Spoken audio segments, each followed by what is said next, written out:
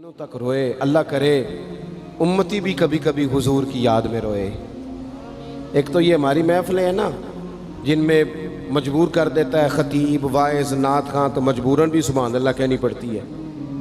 کاش کبھی گھر میں بیٹھے بیٹھے بھی دل کرے اور ہم کسی نعت خواں کے دروازے پہ اسپیشل جا کے دستک دیں اور اسے کہیں دل بڑا پریشان ہے، مدینے والے کی کوئی نعت تو سنا.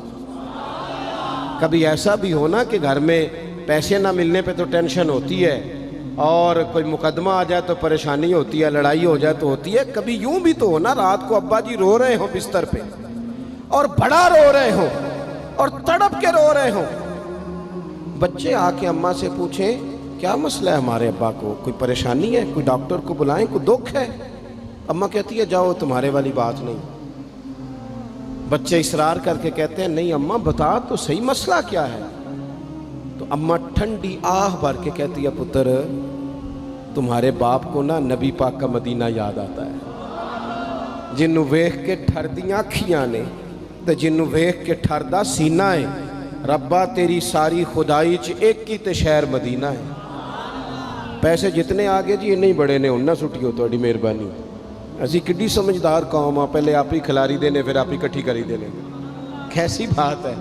غوث پاک کی محفل میں لوگ بندے گنتے تھے، توبہ کس کس نے کی. ہماری محفلوں میں لوگ نوٹ گنتے ہیں اور اسپیشل بندے رکھے ہوئے نوٹ گننے کے لیے. بس کریں یار، چھوڑ دیں، بڑا ہو گیا یہ کام ہماری. سنیں جی سنیں، اللہ خوش رکھے، اللہ آپ کو خوش رکھے. اور میرے بھائی اللہ جزاد سنیں، ہمیں جو کچھ دین نے دے دیا ہے وہ ہماری اوقات سے پہلے ہی بڑا زیادہ ہے. تو یہ نوٹ چھوڑ تو یہ تو بات ہی پیچھے رہ گئی ہے. سانو تخت ہزارے دی لوڑ کی ہے، نالے کی لگے شہر بمول دے نال اسی اپنی بال کے سیکنے ہیں. سانو کی لگے کسی اور دے نال. یہ چھوڑ دیں یہ کام، یہ کوئی اتنا مناسب نہیں لگتا. اللہ جزائے خیر دے. آپ توجہ کریں کہ عرض کر رہا ہوں. تو شدید حضور سید عالم صلی اللہ علیہ وسلم رو رہے ہیں آزمائش میں. امت کی آزمائش کو دیکھ کر حضور رو رہے ہیں کہ امت آزمائش میں. حضرت جبریل نے جا کے عرض کی یا رسول اللہ وہ جو خاص حساسیت ہے نا حضور کی طبیعت میں امت کے حق میں، اس کے لیے حضور رو رہے ہیں. تو رب کریم نے کیا پیغام دیا؟ کہا کہہ دو محبوب سے جا کے وَلَسَوْفَ يُعْطِيكَ رَبُّكَ فَتَرْضَىٰ. محبوب رب آپ کو اتنا دے گا کہ آپ اپنے رب سے راضی ہو جائیں گے. راضی کیا جائے گا امت کے حق میں. اور حضور فرمانے لگے جب تک ساری امت جنت میں نہیں جائے گی میں نے راضی نہیں ہونا. حضور کا یہ رشتہ حساسیت، چونکہ ہمارے پاس تو اب ہم بعض دفعہ لگتا ہے کہ زیادہ عالم ہو گئے لوگ، تو ہماری دیواروں پر نا اسکولوں کی دیواروں پر انگریزوں کے قول بھی اب لکھے ہوئے ہیں. تو کئی دفعہ پوچھنے کو دل کرتا ہے انتظامیہ سے کہ حدیثیں ساری یاد ہو گئی ہیں بچوں کو، جو تمہیں اب قولوں کی ضرورت پڑ گئی وہ بھی غیروں کے اقوال تک تم آ گئے ہو. اس قوم کو تم نے حضور کے فرامین سارے سنا لیے. او خدا کے بندو، حضور نے تو اتنا حساس کر کے یہ رشتہ بتایا ہے کہ باریک باریک نقطے بھی سمجھائے. یہ کام نہ کرنا دوزخ میں چلے جاؤ، یہ کام کرنا تمہارا فائدہ. ایک ایک بات کھول کے بیان کی. امت کے پاس ٹائم ہی نہیں ہے حدیثیں پڑھنے کا، وقت ہی نہیں ہے. ہمارا تو مزاج بن گیا نقطے سننے سنانے کا. نقطے وہ ہمارا نقیب محفل اسٹیج پہ بھاگ کے ادھر جاتا ہے پھر بھاگ کے ادھر آ جاتا ہے. وہ کیوں لگا کہتا میں جملہ دین لگا. او خدا کے بندے تو جملہ رہن دیکھا، تو کوئی آیت دے، تو کوئی حدیث پاک پڑھ. اور پھر وہ بعض اوقات میں تو چونکہ کمزور سا بندہ ہوں تو وہ جب 50 کو دفعہ کہتے ہیں نا تیار ہو جو جملہ دین لگا، تو ایسے لگتا ہے جملہ نہیں آئے گا کوئی ایٹم بم بھی آئے گا. بھائی تو دے دے جو تو نے دینا. اتنا پریشان تو کس بات کا ہو گیا؟ اور پھر سارے کہہ رہے ہیں جتنے آئے نقیب نعت خواں خطیب سب کہہ رہے ہیں سارا قرآن حضور کی تعریف ہے. تو پھر پڑھنا چاہ رہا ہے تو بھی تو پڑھ کوئی بھی نہیں رہا، کہی جا رہا ہے. اپنی زندگی کے اندر حضور نے جو ہمیں اسباق دیے، جمعے والے دن ٹائم پہ مسجد جایا کرو. مولوی نکمہ بھی ہو نا میری طرح کا، آپ وقت پہ جائیں گے تو وہ جلد تیاری شروع کر دے گا. آپ آخری 10 منٹ جاتے ہیں تو وہ کیا مولانا دیواروں کو تقریر سنائیں؟ تیاری کریں، حضور کے فرامین سنیں. اور نبی پاک صلی اللہ علیہ وسلم نے جہاں جہاں ہمیں اسباق پڑھائے ہیں وہ اس رشتے کی حساسیت کو دیکھیں. چونکہ حضور نے بڑا حساس رشتہ بنایا امت سے، تو پھر امت کے دل بھی حضور کے حق میں بڑے حساس ہیں۔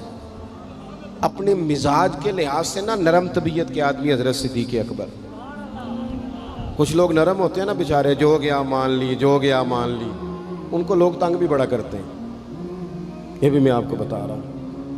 وہ جس بندے کا پتہ ہوتا ہے نا کہ جناب اس کے پاس گئے تو یہ اکثر تارے شاٹ بھی رہتی ہیں، تو وہاں ذرا جاتے بھی لوگ تھوڑی احتیاط کرتے ہیں۔ حضرت ابو بکر صدیق طبعاً نرم طبیعت کے تھے، کشادہ روئی، خندہ پیشانی مزاج کا حصہ تھا۔ وہ دیر تک صبر کرنے کے عادی تھے، لیکن ایک دن ان کے والد آئے جناب ابو قحافہ رضی اللہ تعالیٰ عنہ، بعد میں انہوں نے کلمہ پڑھا۔ وہ ایک دن حضور کی بارگاہ میں شکایت لے کے آئے۔